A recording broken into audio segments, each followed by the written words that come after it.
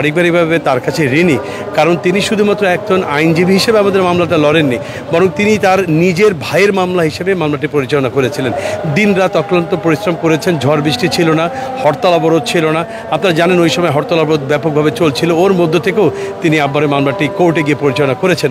তিনি অক্লান্ত পরিশ্রম করেছেন এবং তার এই পরিশ্রমের মাধ্যমে তিনি আমাদেরকে ঋণী করে গেছেন।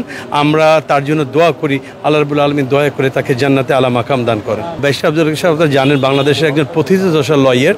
তিনি আইন অঙ্গনে আইনি পেশার মাধ্যমে তিনি ন্যায় এবং ইনসাফ প্রতিষ্ঠা করতে চেয়েছিলেন। তিনি প্রত্যেকটি মামলা, তিনি এথিক্সের বাইরে কোনো মামলা নিয়েছেন এর কোনো নজির নেই, বরং তিনি প্রত্যেকটি মামলাতে হক প্রতিষ্ঠা করার চেষ্টা করেছেন এবং আমরণ তিনি সেই কাজটি করে গেছেন। তো এখান থেকে আমাদের নতুন প্রজন্মের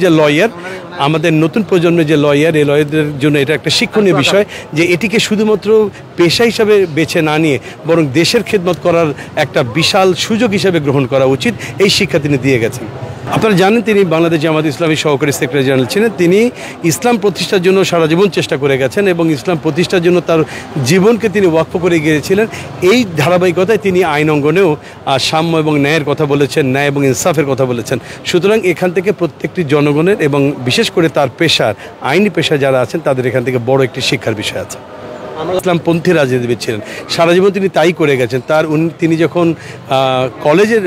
স্কুলের ছাত্র ছিলেন তখন থেকে তিনি ছাত্র সংগঠনের সঙ্গে, ইসলামী ছাত্র সংগঠনের সম্পৃক্ত ছিলেন এবং তিনি তার জীবনের শেষ মুহূর্ত পর্যন্ত ইসলাম প্রতিষ্ঠার আন্দোলন করে গেছেন। সুতরাং তিনি ইসলামপন্থী ছিলেন এবং ইসলাম প্রতিষ্ঠার জন্য তিনি ভূমিকা রেখে গেছেন।